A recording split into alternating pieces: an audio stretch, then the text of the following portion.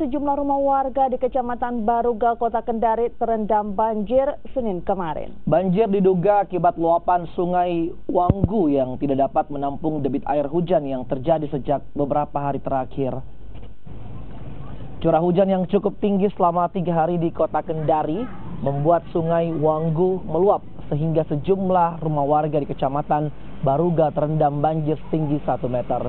Warga yang rumahnya terendam banjir terpaksa memindahkan barang berharga mereka ke tempat yang aman. Warga pun berharap agar pemerintah setempat melakukan normalisasi sungai sehingga sungai Wanggu tidak meluap setiap hujan turun.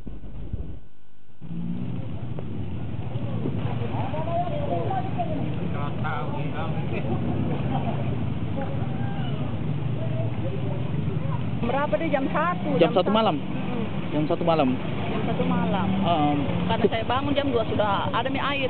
Di rumah gitu? Gimana kondisi rumahnya? Apa? Kondisi rumahnya gimana? Terendam gitu? Terendam. Terendam. Berapa? Hampir 1 meter nih. Hampir 1 meter. Saya di rakyat.